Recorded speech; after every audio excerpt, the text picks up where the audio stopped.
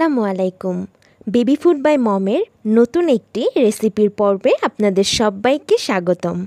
অনেক বাচ্চারা আছে যারা কিনা খিচুড়ি খেতে পছন্দ করে না, আবার অনেক বাচ্চারা আছে যাদেরকে সেরেলাকও খাওয়ানো যায় না, শাকসবজিতে তাদের প্রচুর রকমের অনীহা। আজকে সে সকল মায়েদের চিন্তার অবসান ঘটিয়ে আমি এই পুষ্টিকর রেসিপিটা আপনাদের সামনে এনেছি।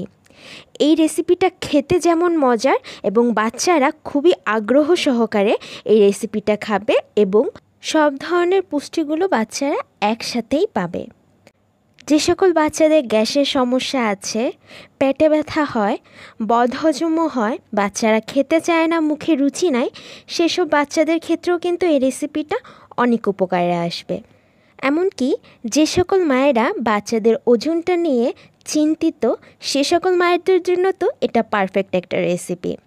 তো চলুন কথা না বাড়িয়ে রেসিপির মূল প্রিপারেশনে ঢুকি। তার আগে যারা এখনও আমার চ্যানেলটি সাবস্ক্রাইব করেননি তারা দয়া করে সাবস্ক্রাইব করে বেল আইকনটি ক্লিক করে দিবেন। এই রান্নার শুরুতে আমি একটি মিশ্রণ বানিয়ে রাখব। মিশ্রণটা হচ্ছে, আমি এখানে জিরা, আজওয়ান এবং কালি জিরা একসাথে নিয়ে একটা পানিতে ভালো মতন ধুয়ে কিছুক্ষণ ভিজিয়ে রাখবো। এটা বাচ্চাদের বদহজম, পেটে ব্যথা, মুখে রুচি বাড়ানোর কাজে এবং বাচ্চাদের খাবারটা হজমের কাজে অনেক বেশি সাহায্য করবে এবং খাবারটাকেও অনেক সুস্বাদু বানিয়ে তুলবে। এরপর আমি চলে যাব সবজির উপকরণে। আমি এখানে পুঁইশাক নিয়েছি, গাজর নিয়েছি, আলু নিয়েছি, মিষ্টি কুমড়া নিয়েছি, সাথে নিয়েছি ধুন্দুল এবং টমেটো। আপনারা আপনাদের পছন্দ মতো যে কোনো সবজি এখানে ব্যবহার করতে পারেন, কিন্তু ভালো মতো সবজিগুলো ধুয়ে নেবেন। আর আমি এখানে কেটে রাখা পেঁয়াজ, রসুন এবং এক টুকরা মরিচ নিয়েছি। আপনার বাচ্চা যদি মরিচ খেতে না পারে সেক্ষেত্রে কিন্তু আপনি মরিচটা অ্যাভয়েডও করতে পারেন। রান্না করতে যাওয়ার আগে আমি ভেজানো এই উপকরণগুলো ভালো মতো ছাঁকনি দিয়ে ছেঁকে নেব, কারণ ধোয়ার পরেও এই জিনিসগুলোতে সামান্য পরিমাণ বালি থেকে যাওয়ার সম্ভাবনা থাকে। বাচ্চার খাবার নিয়ে তো আর কোনো রিস্ক নেওয়া যায় না, সে কারণে ধোয়ার পরেও আমরা এটা ভালো মতন ছেঁকে নিব। ছেঁকে নিয়ে আমরা অবশিষ্ট পানিটা ফেলে দিব এবং ছাঁকনির উপরে যেই জিনিসগুলো আমরা পাবো, জিরা, আজওয়ান এবং কালি জিরা, এই জিনিসগুলোই আমরা ব্যবহার করব। দেখুন, ছাঁকনিতে ছাকার পরেও বাটিতে সামান্য ময়লা লেগে আছে। এবং এবার আসবো আমরা মূল উপাদানে। এই উপাদানগুলো দিয়েই মূলত আমরা এই রেসিপিটা বানাবো। এখানে কি পরিমাণে ব্যবহার করা আছে তার একটি ভিডিও আমার চ্যানেলে দেওয়া আছে। আমি আই বাটনে লিঙ্ক দিয়ে দিব অথবা ডেসক্রিপশন বক্সে লিঙ্ক দিয়ে দিব, আপনারা সেটা দেখে নিতে পারেন। এরপর আমি একটা গরম প্যানে 1 চামচের মতো ঘি ব্যবহার করব। আপনার এখানে চাইলে তেল বা বাটার যে কোনো কিছুই ব্যবহার করতে পারেন। তারপর আমি কেটে রাখা পেঁয়াজ, রসুন এবং কাঁচামরিচটা দিয়ে দিব। এরপর কিছুক্ষণ ভাজার পর আমি যে আজওয়ান, জিরা এবং কালি জিরা ছেঁকে রেখেছিলাম সেটা আমি এখানে অ্যাড করে দিব। সেটা অ্যাড করে আমি আরও কিছুক্ষণ একটু ভালো মতো ভেজে নিব। প্রতিদিন চেষ্টা করতে হবে বাচ্চার খাবারও অন্তত পক্ষে 2 রকম বা 2 কালার অথবা পারলে 3 কালারের সবজি রাখার জন্য। সবজিটা কিন্তু বাচ্চাদের জন্য খুবই গুরুত্বপূর্ণ।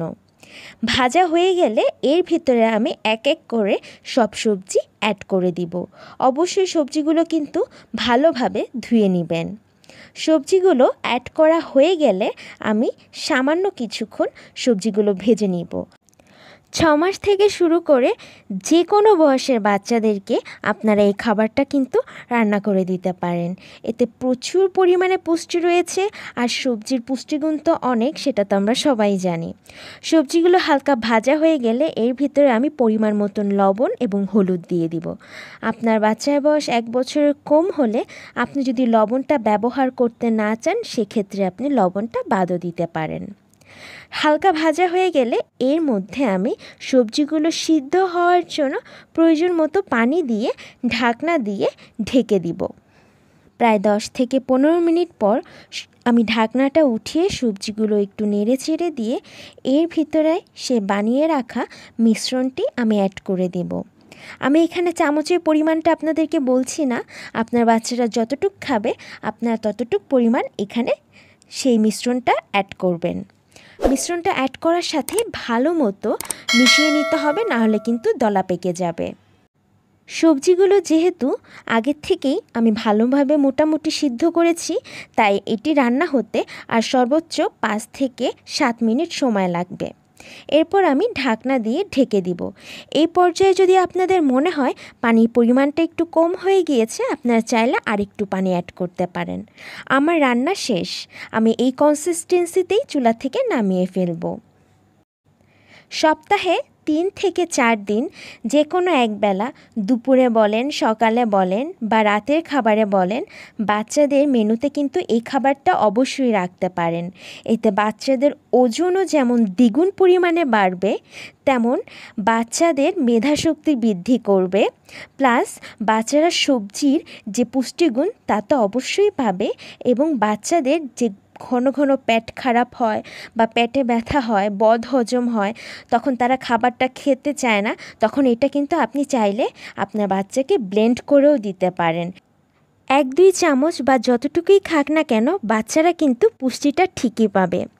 আমি এখানে সাবু, লাল বিন্নি চাল এবং মুগের ডাল ও আমি এখানে বাদাম হিসাবে কাঠবাদামটা ইউজ করেছি, যা কিনা প্রত্যেকটা উপাদানই বাচ্চাদের জন্য খুবই খুবই উপকারী।